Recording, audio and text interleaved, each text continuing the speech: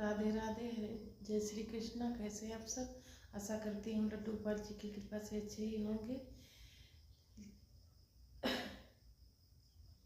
दोस्तों, भक्ति में आने के बाद भगवान हमारे 5 तरीकों से परीक्षा लेते हैं।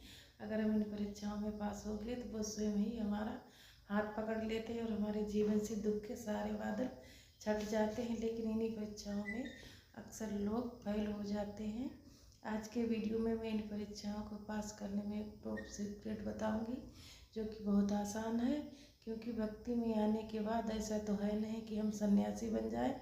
हम गृहस्थ ही रहते हैं और उसी रूप में हम अपनी एक लाइफ जीते हैं। लेकिन जीवन जीने के लिए हमारे होते जिनकी ज़रूरत हमें पड़ती ही पड़ती है, बस उन्हीं ज़रूरतों को पूरा करने के रास्ते में जब रुकावटें आने लगती हैं तो हमें लगता है कि हमने जब से भक्ति करना शुरू किया है तब से हमारे साथ यह गलत हो रहा है। अगर आपके जीवन में कभी ऐसा हो तो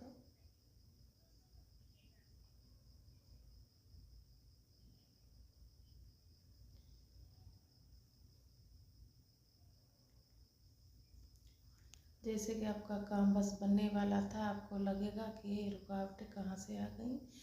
तो अगर इस तरीके अगर कोई रुकावट आ जाए तो कोई नेगेटिव ग्रेट हो जाए तो उस टाइम पर आपको अपना धैर्य रखना है, पॉजिटिव रहना है। तो उससे कोई भी जैसे कोई भी प्रॉब्लम आ जाए तो उस प्रॉब्लम को, जैसे कि आप कहीं जा रहे हैं, आपका एक्सीडेंट हो जाए, आपको चोट लगे, तो आपको उस चोट के लिए नहीं रोना है, बल्कि उस चीज़ के लिए भगवान को थैंक यू बोलना है कि उससे भी बड़ी कोई घटना हो सकती थी पर भगवान ने हाथ दे के बचा लिया, सिर्फ चोट लगी।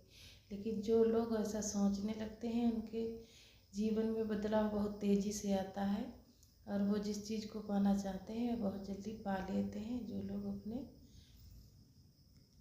उन तो ऐसा सोचे हैं तो लाइफ में चीज़ें बहुत छोटी छोटी चीज़ें बहुत आसानी से पूरी होने लगती हैं। दूसरी परीक्षा है प्लान चेंज होना।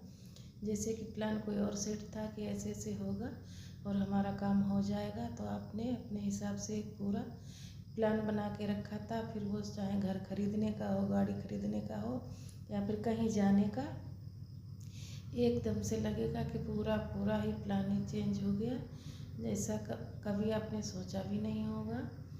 कभी ऐसी समस्या आए तो समझ जाना प्रभु हमारी परीक्षा ले रहे हैं। तो प्लान चेंज तभी होते हैं।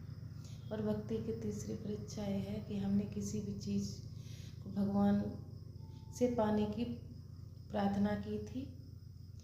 जैसे वो कहते हैं कि एक काम बनता नहीं कि दूसरा बिगड़ जाता है, ऐसा आपने कभी ना कभी महसूस किया होगा।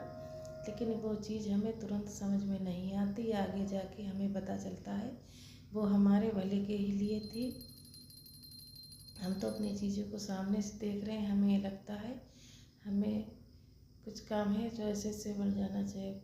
परमात्मा बहुत सारी चीज़ों को देखता है, हमारी चीज़ों के साथ बहुत सारी समस्या जुड़ी होती हैं, वो हम नहीं देख पाते। जैसे कभी कभी प्लान चेंज हो जाता है तो उस समय पर आपको धैर्य रखना है, उस चेंज प्लान को एक्सेप्ट करना है, क्योंकि ईश्वर हमें टेस्ट कर रहे होते हैं कि हम उस बातों से घबराते हैं कि नहीं। चौथी परीक्षा ये है कि जब आप भक्ति करना शुरू करते हो तो उस समय अगर आप कुछ पाने के लिए काफ़ी समय से मेहनत कर रहे हैं लेकिन वो चीज़ आपको नहीं मिल रही है, तब एक समय ऐसा भी आता है कि आपका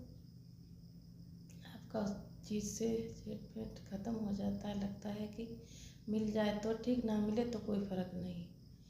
अब ये वही समय है जहाँ से आपके काम बनना शुरू हो जाते हैं। परमात्मा सबसे पहले आपका मोह ख़त्म करता है उन चीज़ों के प्रति। आपके साथ ऐसा हो रहा है तो समझ लेना आपकी भक्ति की राज्य 5वीं परीक्षा ये होती है कि जब आप भक्ति में आते हो तो अगर आपके साथ कुछ बुरा होता है, आपकी कोई बुरी आदत नहीं छूट रही है, जैसे मान लीजिए आप नॉन वेज प्याज लहसुन खाते हो तो वो आप नहीं छोड़ पा रहे हो, या फिर अपने नॉन वेज तो छोड़ दिया लेकिन प्याज लहसुन नहीं छोड़ा, तो ऐसे समय पर आपको दुनिया वालों से जजमेंट मिलना शुरू हो जाते हैं। लोग आपको राय देना शुरू कर देते हैं, आपके फ्रेंड्स फैमिली अड़ोस पड़ोस के लोग राय देना शुरू कर देते हैं। तो अरे जब से तुमने भक्ति करना शुरू किया है तब से तुम पर ये मुसीबतें आ रही हैं, और क्या फ़ायदा तुम्हारी भक्ति का कि प्याज लहसुन तो तुम अब भी खाते हो, और ये ठीक नहीं है, किसी और की पूजा करो। कुछ लोग तो यहाँ तक भी कहते हैं कि हम तुम्हें ऐसी जगह लेकर चलेंगे जहाँ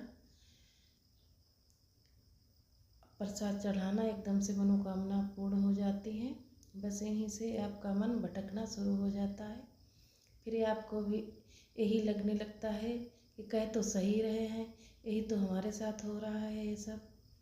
इन परीक्षाओं से घबरा के आपने भक्ति छोड़ती तो आप फिर से उसी जीरो पे आ जाते हैं, जहाँ से सारी चीज़ें आपको दोबारा शुरू करनी पड़ेंगी। इस समय पर अपना धैर्य बनाए रखें। आप जानते हैं इन परीक्षाओं के सीक्रेट ये था मेरा, सिर्फ एक ही सीक्रेट है, वो है परमात्मा पर अटल विश्वास।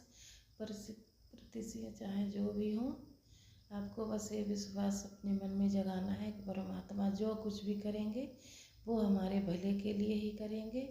और ये विश्वास तभी जागेगा जब हम छोटी छोटी चीज़ों के लिए उन्हें थैंक यू बोलना शुरू करेंगे। और ये है मेरा छोटा सा वीडियो। मेरे वीडियो में दी हुई बातें अच्छी लगें तो लाइक कमेंट शेयर